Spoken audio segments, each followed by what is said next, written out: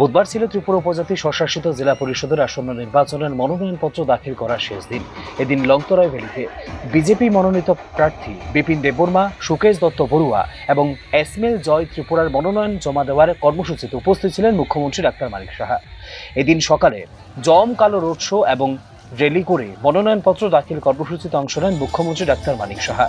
জনজাতি অংশের মানুষের মধ্যে উৎসাহ দেখা যাচ্ছে, রয়েছে গণতান্ত্রিক পদ্ধতিতে নির্বাচনের উৎসাহ। এবারের নির্বাচনে এডিসির 28টি আসনে জয়ী হবে ভারতীয় জনতা পার্টি বলে মনোনয়নপত্র জমা দেওয়ার কর্মসূচি শেষ করে এই প্রত্যয় ব্যক্ত করেন মুখ্যমন্ত্রী ডাক্তার মানিক সাহা। সবাই জানেন যে এডিসির ইলেকশন এবং আজকে লাস্ট ডে নমিনেশন দেওয়া। তো আমাদের পার্টির থেকে সব জায়গায় আমাদের যারা স্টেট লিডার আছে সব জায়গায় আজকে নমিনেশন পেপারে বিভিন্ন জায়গায় ওনারা গেছেন। আমি চুজ করলাম এখানে আসার, লংতরায় দিল্লিতে আসার, এনএসডিএম অফিসে আসার আমি চয়েস করলাম।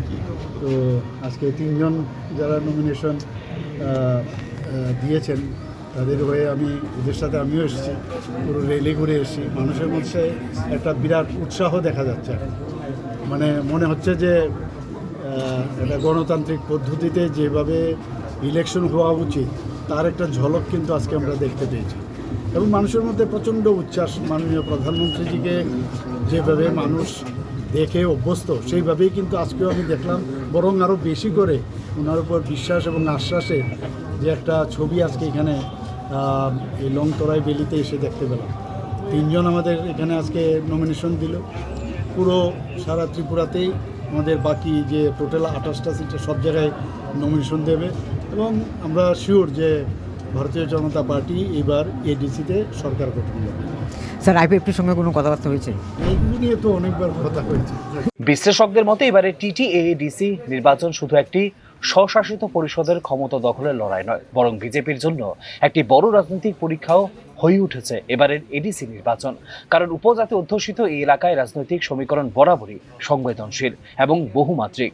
সেখানে এককভাবে লড়াই করার সিদ্ধান্ত বিজেপির আত্মবিশ্বাস যেমন প্রকাশ করছে, তেমনি সেখানে রয়েছে কিছু ঝুঁকির ফ্যাক্টরও। ইতিমধ্যেই বিভিন্ন জনসভা ও কর্মসূচিতে সরকারের উন্নয়নমূলক কাজ, অবকাঠামোগত অগ্রগতি এবং শান্তি স্থিতিশীলতার বার্তা তুলে ধরেছেন মুখ্যমন্ত্রী ডাক্তার মানিক সাহা। সরকারের কাজের ওপর ভরসা রেখেই মানুষ এবারের নির্বাচনে বিজেপির পক্ষেই রায় দেবে বলে আশাবাদী মুখ্যমন্ত্রী। তবে এই নির্বাচনকে সমান গুরুত্ব দিয়ে দেখছে বিরোধী রাজনৈতিক দল, এমনকি সরকারেরই সহযোগী যারা এই নির্বাচনে বিজেপির প্রতিদ্বন্দ্বী, যারা প্রভাব বিস্তারের চেষ্টা চালাচ্ছে বিশেষ করে উপজাতি ভোট ব্যাংকে।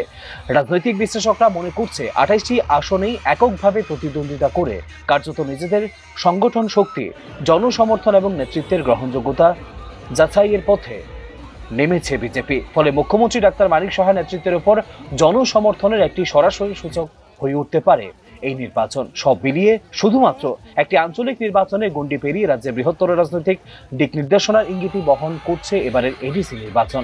স্বাভাবিক কারণেই এবারের এডিসি নির্বাচন বিজেপির জন্য অ্যাসিড টেস্ট বলেও মনে করছে রাজনৈতিক বিশ্লেষক মহল। Bureau report, news now.